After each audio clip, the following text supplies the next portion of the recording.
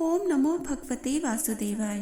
पौष माह के महात्म्य स्वरूप विष्णु पुराण के इस अति रोचक अध्याय जिसमें कि भरत जी का चरित्र संवाद बताया जा रहा है, जिसमें कि राजा जी और जड़ भरत का एक अति सुंदर वार्तालाप चल रहा है, उसी का शेष आज हम पढ़ने जा रहे हैं। तो आइए शुरू करते हैं। शुरू करने से पहले आपको तो पता ही है क्या करना है। हमारे चैनल को सब्सक्राइब कीजिए, अधिकाधिक शेयर कीजिए, लाइक कीजिए, ये कथाएं सब तक पहुंचाइए और कमेंट बॉक्स में अवश्य लिखिए जिनकी यह कथाएं चल रही हैं। जय हरि विष्णु। श्री पराशर जी बोले, उनके ये परमार्थ में वचन सुनकर राजा ने विनयवनत होकर उन विप्रवर से यह कहा। राजा बोले, भगवन, आपने जो परमार्थ में वचन कहे हैं उन्हें सुनकर मेरी मनोवृत्तियां भ्रांत सी हो गई हैं। हे विप्र, आपने संपूर्ण जीवों में व्याप्त जिस असंग विज्ञान का दिग्दर्शन कराया है वह प्रकृति से पर ब्रह्म ही है, इसमें मुझे कोई संदेह नहीं है। परंतु आपने जो कहा कि मैं शिबिका को वहन नहीं कर रहा हूँ, शिबिका मेरे ऊपर नहीं है, जिसने इसे उठा रखा है वह शरीर मुझसे अत्यंत पृथक है। जीवों की प्रवृत्ति गुणों जो कि सत्व, रज और तम इन्हीं की प्रेरणा से होती है और गुण कर्मों से प्रेरित होकर प्रवृत्त होते हैं। इसमें मेरा कर्तृत्व कैसे माना जा सकता है? हे परमार्थज्ञ, यह बात मेरे कानों में पड़ते ही मेरा मन परमार्थ का जिज्ञासु होकर बड़ा उतावला हो रहा है।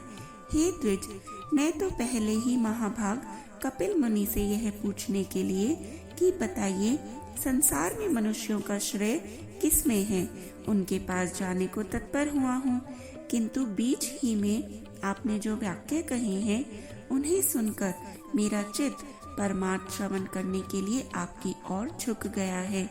हे द्विज, ये कपिल मुनि सर्वभूत भगवान विष्णु के ही अंश हैं। इन्होंने संसार का मोह दूर करने के लिए ही पृथ्वी पर अवतार लिया है, किंतु आप जो इस प्रकार भाषण कर रहे हैं उससे मुझे निश्चय होता है कि वे ही भगवान कपिल देव मेरे हित की कामना से यहाँ आपके रूप में प्रकट हो गए हैं। अतः हे द्विज, हमारा जो परम श्रेय हो वह आप मुझ विनीत से कहिए। हे प्रभु, आप संपूर्ण विज्ञान तरंगों के मानो समुद्र ही हैं। ब्राह्मण बोले, हे राजन, तुम श्रेय पूछना चाहते हो या परमार्थ? क्योंकि हे भूपते, श्रेय तो सब अपरमार्थिक ही हैं। हे नृप, जो पुरुष देवताओं की आराधना करके धन, संपत्ति, पुत्र और राज्य आदि की इच्छा करता है, उसके लिए तो वे ही परम श्रेय हैं।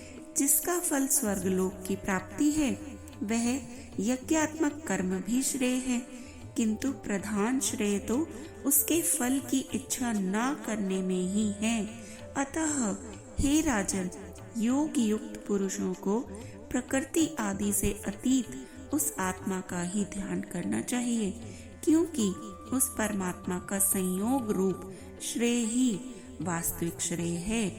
इस प्रकार श्रेय तो सैकड़ों हजारों प्रकार के अनेकों हैं, किंतु ये सब परमार्थ नहीं है। अब जो परमार्थ है सो सुनो। यदि धन ही परमार्थ है तो धर्म के लिए उसका त्याग क्यों किया जाता है तथा इच्छित भोगों की प्राप्ति के लिए उसका व्यय क्यों किया जाता है? अतः वह परमार्थ नहीं है। हे नरेश्वर, यदि पुत्र को परमार्थ कहा जाए तो वह तो अन्य अपने पिता का परमार्थ भूत है तथा उसका पिता भी दूसरे का पुत्र होने के कारण अपने पिता का परमार्थ स्वरूप है। अतः इस चराचर जगत में पिता का कार्य रूप पुत्र भी परमार्थ नहीं है, क्योंकि फिर तो सभी कारणों के कार्य परमार्थ हो जाएंगे। यदि संसार में राज्य आदि की प्राप्ति को परमार्थ कहा जाए तो ये भी कभी रहते हैं और कभी नहीं रहते हैं। अतः परमार्थ भी आगम आपाई हो जाएगा, इसलिए राज्य आदि भी परमार्थ नहीं हो सकते। यदि ऋग, यजु और सामरूप वेद त्रयी से संपन्न होने वाले यज्ञ कर्म को परमार्थ मानते हो तो उसके विषय में मेरा ऐसा विचार है। हे नृप, जो वस्तु कारण रूपा मृत्तिका का कार्य होती है वह कारण की अनुगामिनी होने से मृत्तिका रूप ही जानी जाती है। अतः जो क्रिया समिध, घृत और कुशा आदि नाशवान द्रव्यों से संपन्न होती है वह भी नाशवान ही होगी, किंतु परमार्थ को तो प्राज्ञ पुरुष अविनाशी बतलाते हैं और नाशवान द्रव्यों से निष्पन्न होने के कारण कर्म अथवा उनसे निष्पन्न होने वाले स्वर्ग आदि नाशवान ही हैं, इसमें कोई संदेह नहीं। यदि फल आशा से रहित निष्काम कर्म को परमार्थ मानते हो तो वह तो मुक्ति रूप फल का साधन होने से साधन ही है, परमार्थ नहीं। यदि देह आदि से आत्मा का पार्थक्य विचार करके उसके ध्यान करने को परमार्थ कहा जाए तो वह तो अनात्मा से आत्मा का भेद कराने वाला है और परमार्थ में भेद है नहीं, अतः वह भी परमार्थ नहीं हो सकता। यदि परमात्मा और जीवात्मा के संयोग को परमार्थ कहें तो ऐसा कहना तो सर्वथा मिथ्या है, क्योंकि अन्य द्रव्य से अन्य द्रव्य की एकता कभी नहीं हो सकती। अर्थात यदि आत्मा परमात्मा से भिन्न है तब तो गौ और अश्व के समान उनकी एकता हो नहीं सकती, और यदि बिंब प्रतिबिंब की भांति अभिन्न है तो उपाधि के निराकरण के अतिरिक्त और उनका संयोग ही क्या होगा। अतः हे राजन, निसंदेह ये सब श्रेय ही हैं, परमार्थ नहीं। अब जो परमार्थ है वह मैं संक्षेप से सुनाता हूँ, श्रवण करो। आत्मा एक, व्यापक, सम, शुद्ध, निर्गुण और प्रकृति से परे है। वह जन्म वृद्धि आदि से रहित, सर्वव्यापी और अव्यय है। हे राजन, वह परम ज्ञान में है। असत नाम और जाति आदि से उस सर्वव्यापक का संयोग ना कभी हुआ है, ना है और ना ही होगा। वह अपने और अन्य प्राणियों के शरीर में विद्यमान रहते हुए भी एक ही है। इस प्रकार का जो विशेष ज्ञान है वही परमार्थ है। द्वैत भावना वाले पुरुष तो अपरमार्थदर्शी हैं। जिस प्रकार अभिन्न भाव से व्याप्त एक ही वायु की बांसुरी के छिद्रों के भेद से षडस आदि भेद होते हैं, उसी प्रकार शरीर आदि उपाधियों के कारण एक ही परमात्मा के देवता, मनुष्य आदि अनेक भेद प्रतीत होते हैं। एक रूप आत्मा के जो नाना भेद हैं वे ब्रह्म देह आदि की कर्म प्रवृत्ति के कारण ही हुए हैं। देव आदि शरीरों के भेद का निराकरण हो जाने पर वह नहीं रहता, उसकी स्थिति तो अविद्या के आवरण तक ही है। श्री पराशर जी बोले, हे मैत्र, ऐसा कहने पर राजा को मौन होकर मन ही मन सोच विचार करते देख वे विप्रवर यह अद्वैत संबंधिनी कथा सुनाने लगे। ब्राह्मण बोले, हे राजशार्दुल, पूर्व काल में महर्षि ऋभु ने महात्मा निधाग को उपदेश करते हुए जो कुछ कहा था वह सुनो। हे भूपते, परमेष्टि श्री ब्रह्मा जी का ऋभु नाम का एक पुत्र था। वह स्वभाव से ही परमार्थ तत्व को जानने वाला था।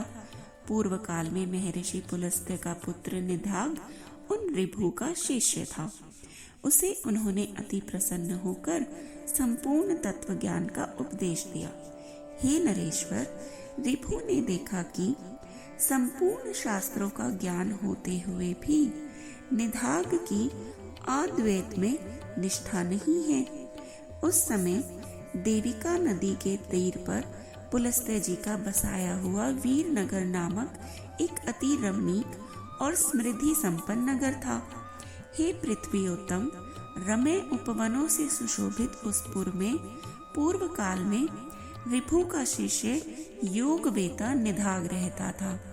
महर्षि ऋभु अपने शिष्य निधाग को देखने के लिए 1 सहस्त्र दिव्य वर्ष बीतने पर उस नगर में गए। जिस समय निधाग बलि वैश्वदेव के अनंतर अपने द्वार पर अतिथियों की प्रतीक्षा कर रहा था, वे उसके दृष्टिगोचर हुए और वह उन्हें द्वार पर पहुंचकर अर्धे दान पूर्वक अपने घर में ले गया।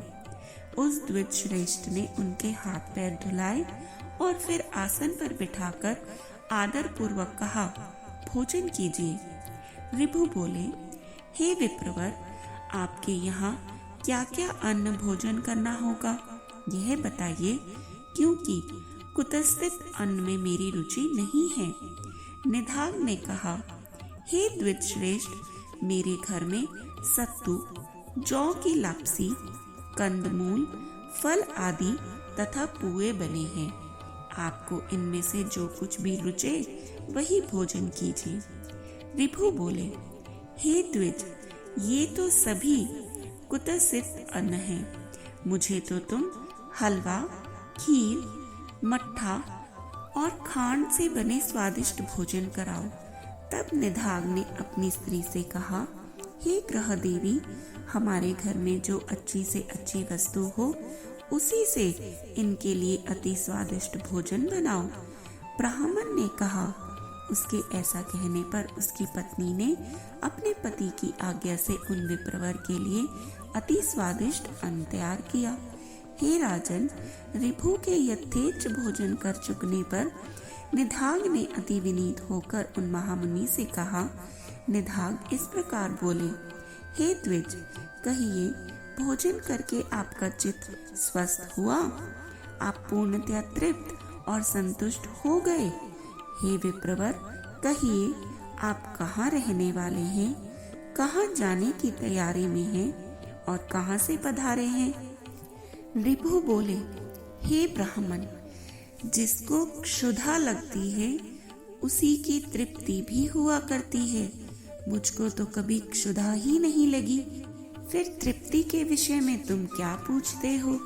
जठरा अग्नि के द्वारा पार्थिव धातुओं के क्षीण हो जाने से मनुष्य को क्षुधा की प्रतीति होती है और जल के क्षीण होने से तृषा का अनुभव होता है।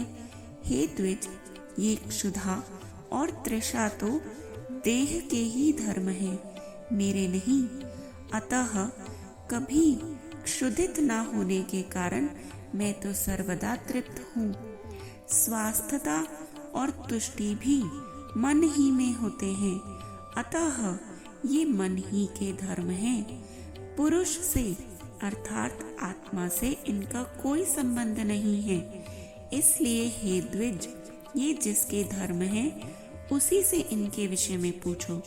और तुमने जो पूछा कि आप कहाँ रहने वाले हो, कहाँ जा रहे हो तथा कहाँ से आए हो, सो इन तीनों के विषय में मेरा मत सुनो।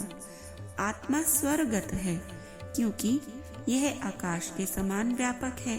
अतः कहाँ से आए हो, कहाँ रहते हो और कहाँ जाओगे, यह कथन भी कैसे सार्थक हो सकता है?